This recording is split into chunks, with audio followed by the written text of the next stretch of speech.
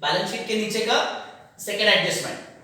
ये जो second adjustment है, ये एडजस्टमेंट इस सम का सबसे इंपॉर्टेंट है।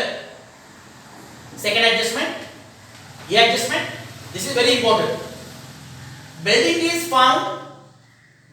Found overvalued by 20%. Building is found overvalued by 20% and stock is found undervalued by 20% in the books. यहाँ पे underline the word overvalued. Overvalued इसका मीनिंग है डिक्रीज। overvalued का मीनिंग है decrease. underline the word undervalued. Undervalued इसका meaning है increase. Overvalued का meaning decrease, undervalued का meaning increase. Second adjustment, building is found overvalued by 20%। तो ये जो एडजस्टमेंट है, building is found overvalued by 20%, इसका एक वर्किंग नोट करना है। तो वर्किंग नोट को टाइटल देना है, working note overvaluation of building by 20%। Working note का टाइटल है ओवरवैल्यूएशन ऑफ बिल्डिंग बाय 20%। इस वर्किंग नोट में आपको कंपैरिजन करना है। लेफ्ट हैंड साइड पे लिखना है balance sheet value, balance sheet value ये आपको लेफ्ट साइड पे लिखना है और राइट साइड पे लिखना है ओरिजिनल कॉस्ट।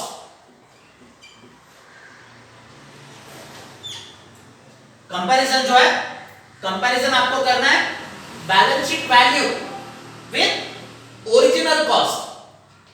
एडजस्टमेंट आपको दिया है building is found overvalued by 20%। Building is found overvalued by 20%। तो बिल्डिंग का ये जो ओरिजिनल कॉस्ट है, बिल्डिंग का ये जो ओरिजिनल कॉस्ट है, इसको आपको क्या करना है 100 रुपीज ये एज्यूम करना है। You have to assume the original cost of the building as ₹100। This is the assumption. Building का जो ओरिजिनल कॉस्ट है, ये आपको क्या करना है 100 रुपीज ये एज्यूम करना है। एडजस्टमेंट आपको दिया है building is found overvalued by 20%। ये जो 20% है, ये 20% आपको 100 पे कैलकुलेट करना है। ये जो 20% है, this 20% you have to calculate on 100। तो 100 रुपीस का 20%, 100 रुपीस का 20%, तो that comes to 20 rupees. Building is found overvalued by 20%। 20% किस पे निकालना है, ये 20% आपको 100 पे कैलकुलेट करना है।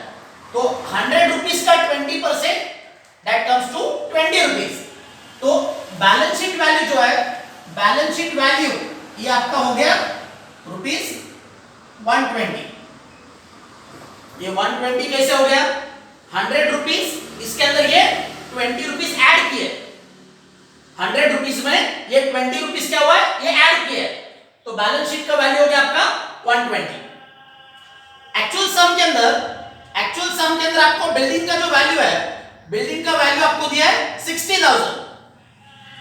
बिल्डिंग का जो वैल्यू है 60,000, ये बैलेंस शीट वैल्यू के नीचे लिखना है।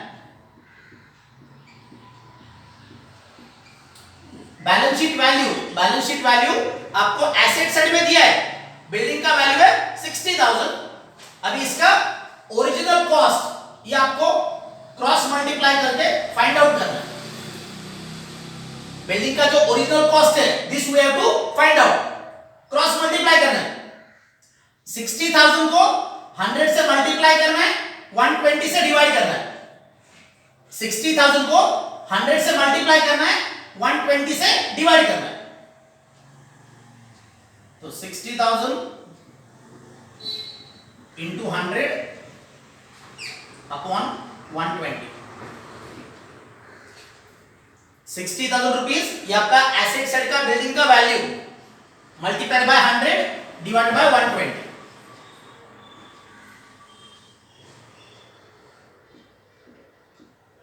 तो 500 इंटू 100 50,000। ये हो गया आपका ओरिजिनल कॉस्ट ऑफ बिल्डिंग।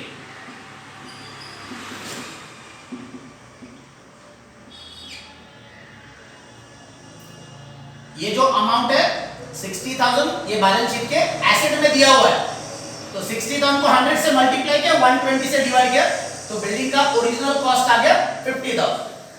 अभी ये दोनों फिगर का डिफरेंस लेना है, 60,000 और 50,000।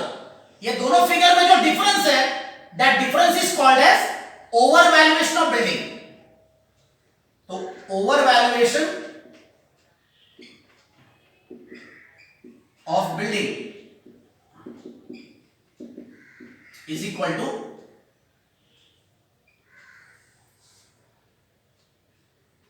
60,000 माइनस 50,000 इज इक्वल टू 10,000।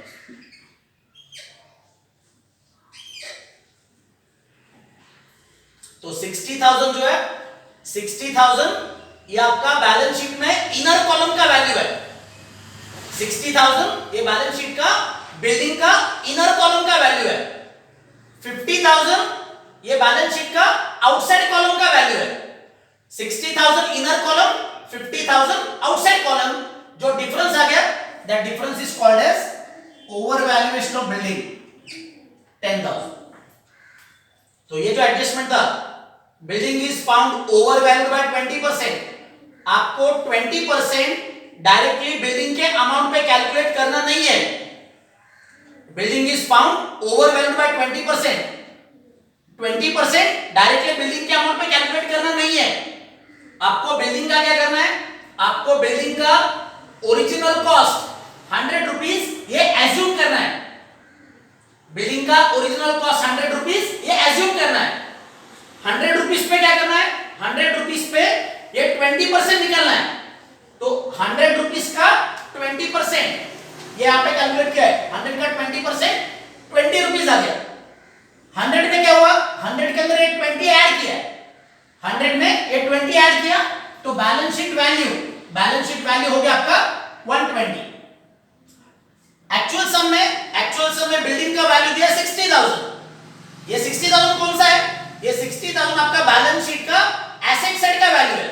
तो बिल्डिंग का जो वैल्यू है 60,000 ये मैंने बैलेंस शीट वैल्यू के नीचे लिखा है। Balance sheet value of the building 60,000 ये सम के अंदर दिया हुआ है, फिर क्रॉस मल्टीप्लाई किया है।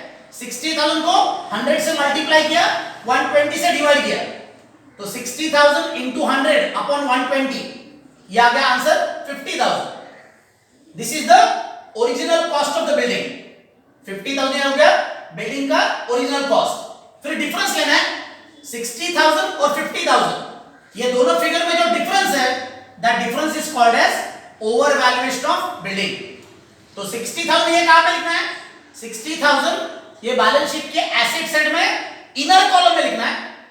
ये इनर कॉलम में लिखना है। 50,000 ये आउटसाइड कॉलम में लिखना है। ये इनर कॉलम का है, ये आउटसाइड कॉलम का है, यानी इसमें जो डिफरेंस है this is the over valuation of building. Similarly second part of the adjustment, stock is found undervalued by 20% in the books. Stock is found undervalued by 20%. तो इसका दूसरा वर्किंग नोट है। वर्किंग नोट का title है undervaluation of stock by 20%। Working note है undervaluation of stock by 20%। Comparison करना है, left side पे लिखना है balance sheet value, right side पे लिखना है original cost. Balance sheet value ये लेफ्ट साइड पे लेना है, ओरिजिनल कॉस्ट राइट साइड पे लेना है। ये जो ओरिजिनल कॉस्ट है, ये ओरिजिनल कॉस्ट ये आपको क्या करना है, 100 रुपीज ये एज्यूम करना है। You have to assume the original cost of the stock. You have to assume the original cost of the stock as rupees 100. 100 rupees ये क्या है? ये स्टॉक का ओरिजिनल कॉस्ट, इसको एज्यूम किया है. एडजस्टमेंट आपको दिया है, stock is found undervalued by 20%. ये जो 20% है, ये 20% आपको 100 पे कैलकुलेट करना है. 20% जो है ये 100 पे कैलकुलेट करना है. तो 100 रुपीज का 20%, तो 100 का 20% ये आ गया 20 रुपीज आ गया.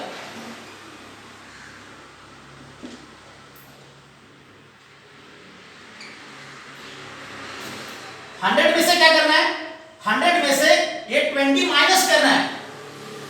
100 में से ये 20 को माइनस करना है. तो बैलेंस शीट वैल्यू 80. ये 80 कैसे आया? 100 रुपीज में से मैंने 20 को माइनस किया है, तो 100 माइनस 20, बैलेंस शीट वैल्यू आ गया आपका 80. एक्चुअल सम में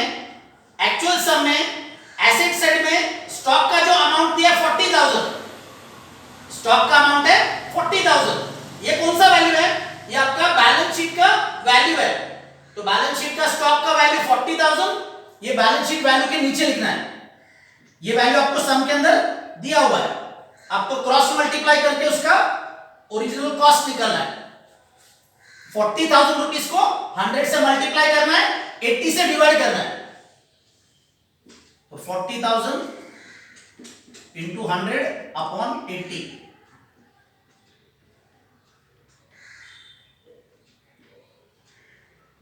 तो 50,000. This is the original cost of stock. अभी डिफरेंस लेना है. 40,000 और 50,000, ये दोनों फिगर में जो डिफरेंस है, that difference is called as undervaluation of stock. Undervaluation of stock is equal to 50,000 minus 40,000. ये दोनों फिगर का जो डिफरेंस है, that difference is called as undervaluation of stock. ये डिफरेंस आएगा आपका 10,000.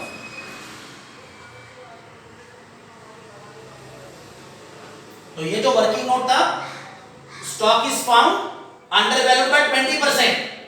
तो प्रॉब्लम में ओवर वैल्यूएशन और अंडर वैल्यूएशन, प्रॉब्लम में ओवर वैल्यूएशन और अंडर वैल्यूएशन ये अगर परसेंटेज में आता है, ओवर वैल्यूएशन और अंडर वैल्यूएशन ये अगर परसेंटेज में आता है, तो आपको वर्किंग नोट्स करना है.